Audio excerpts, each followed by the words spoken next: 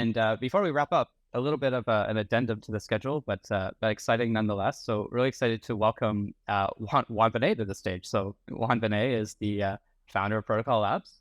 So we're really excited to have a surprise guest at the end of the summit. It just kind of everything kind of lined up so that Juan could be here. So yeah, welcome to the stage, Juan, and excited to have you here. Hey, how's it going? Can you hear me fine? Yeah, everything's great. Yeah. Great. Awesome. Super excited to be here.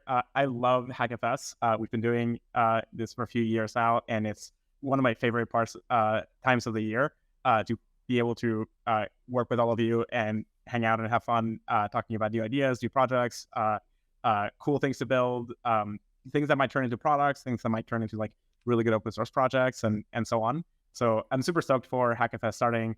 It's very near and dear to my heart. And one of the cool things to see this year is so many teams and people from prior HackFSs are now participating again this year, in some cases as sponsors, which is super cool to see.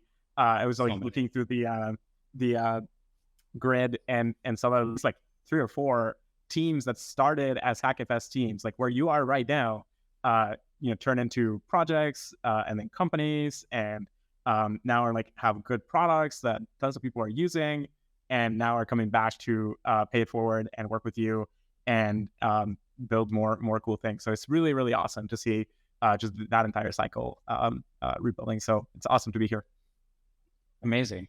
Yeah, maybe I know you also have a last minute slide as well. So feel free to, if you want to share your screen now, it'll show up in the back end and I'll promote it when you're ready. But if you go back to the start of your founder's journey and starting your first project, envision yourself back in the shoes of the people who are building for the next 3 weeks. You have 3 weeks to learn, you have 3 weeks to build, you have, all these resources, teams, projects, interesting things ahead of you. Where would you start? Yeah, it's a great question. So, I kind of also got my start through hackathons initially, and it's one of the things that I found super fun to do, and I learned a ton from. So I built a lot of things early on that ended up turning into really useful projects through hackathons. And where I would sort of start is you kind of want to find something at the intersection of a few parts. One is something that you're really interested in, like follow your curiosity, follow what you like, follow things that you kind of want to explore. The second is to find something that where there's going to definitely challenge you and push you to learn new ideas, new technologies, new experiment. It's going to push you out of your comfort zone so that you can kind of use this as a great learning experience. It's one of the best things you can have through hackathons. Use it as a great learning experience. And so, but you also don't want to pick something that's maybe too far away from what you know already. So kind of pick the challenge set carefully, where like if you go too far away, then it might just be super, super difficult. Now you can also, if you're excited to do that, go for it. It's just kind of, you may want to calibrate what you do based on how easy or hard you're finding it to be. You want it to be kind of challenging, and you want it to be motivating and exciting and new and different, but you don't want it to be like so hard that it's hard to make progress. Then I would kind of like explore a lot of ideas initially. I would kind of, there's a bunch of lists that we've generated over the years with lots of ideas, many of which, some people have tried building, but certainly tons of open space. You would go to the, brainstorming session and think about a lot of things. I mean, just kind of figure out what you find yourself drawn to that you think would be like really cool. And the cool and attractiveness factor for you matters a lot, because one of the things about building projects and products is that if you're really excited about building the thing and you really like it, then you're going to kind of find it much more rewarding to work on it and build with it and learn from it and so on. So it's this really great self-fulfilling loop where if you are learning a ton and having fun with it and building something useful, like that's a great like intersection where that'll help you power through lots of challenges as you're building a thing, right? Like you have to kind of have the vision of like the full thing working and get really excited about that to kind of make it through the challenges of building a product. And so I would kind of like start there. It's kind of like find that intersection between things that are going to push you to learn, things that you're going to like, and find a lot of ideas out there that you think are interesting. And maybe I would like go to a lot of the workshops, even things that you maybe don't know that much about, just to kind of see what ideas pop up there. because you might find something super cool there. I'll give an example from one hackathon a very long time ago. I went to a hackathon. It was like a week-long hackathon that I sort of got together with a set of other people there that I met at that hackathon, and we had the idea of like, hey, this is right around when like iPhones were first coming out and becoming popular.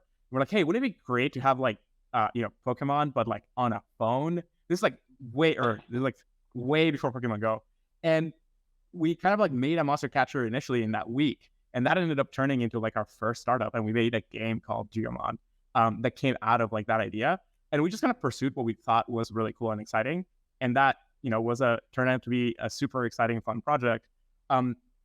And that wouldn't have happened if we hadn't been brainstorming a bunch of ideas, and if we had sort of like come in with like, oh, I'll only look at one set of things, then we would never have had found that set of ideas. So just kind of explore a lot, use it as a learning point, use it as a vector to meet a lot of other people in the community. That's one of the great things about these kinds of hackathons, is they let you get to know a lot of other people in the community, get to build relationships, form teams. I was just thinking back that Ayush and Sushmit from Huddle met. I think they knew about each other before HackFS, but they like really met and started like getting to know each other and work together through HackFS, and that really became the moment that team formed, and now built a really awesome product and company. So these are great. Also, be open to the ideas that your friends or the people that you're getting to know get really excited about, and be willing to kind of like go along and try something new. Yeah, I love that. I love that idea of picking something that's challenging, that is hard, but at the cusp where you can make incremental progress and kind of keep feeling that motion moving. And I think people will always be very surprised in how much work they can do, how many things they could do in 20 days. 20 days is a long time. So awesome. Yeah, the length of time here is like really good, because it gives you enough time to build a solid prototype, or sometimes a full product. And so it's not so fast that like you can't actually have the thing working, but it's also short enough that like you can try something new, and if you ultimately choose to like not pursue that, that's totally fine. That you just learn a ton through a few weeks of hacking on this particular project, and you learn through it. So yeah, like one big message is, good luck and have fun. Like the have fun part is a huge component of hackathons. So really let your curiosity and whatever you enjoy drive a lot of it. Amazing. I don't know if you had any slides or any presentations. Oh yeah, before. I would kind of show like the sponsors grid, and like highlight a bunch of them that are got started through HackFS. But maybe I'll show that later on. What I can do is I can go to the page and I can just highlight them myself. So I'll do that, and actually then everybody can see which ones are past HackFS teams, basically. Oh yeah, that'd be cool. That'd be a really cool thing for Google to do in the future. Is like kind of like like a little badge if your team started in Google. Oh, there you go. Awesome. Yeah. Juan is another one of those people, like I mentioned, Gabriel, where I talk to and I get immediately a bunch of really cool ideas that I immediately want to go implement. So awesome. Well, thank you for popping in. I'll leave the last word with you if anything else to add, but it's been a pleasure. Always great to see you, and I love the beard. I love it. Thank you. Yeah, you inspired me. Oh, thank you. There you go. Just one. Thank you so much. Take care. Happy hacking, everybody. Awesome. So just to wrap up the summit, that's been the HackFS Summit. Thank you so much to everybody for joining us today, and for being a part of this awesome event. Applications are actually still open. So if you have a friend that you think would be inspired by the conversations that we had today, send them an invite and get them hacking with you and building over the next couple of weeks. And of course, like Juan said, good luck, have fun, happy hacking. This is what it's all about. It's about having fun, experimenting, building something new, playing around with new ideas, and all around this kind of amazing ecosystem that Protocol Labs has built, both in the technical side and on the sports side. So thank you all for being here, and really excited to hack with you over the next few weeks. See you soon.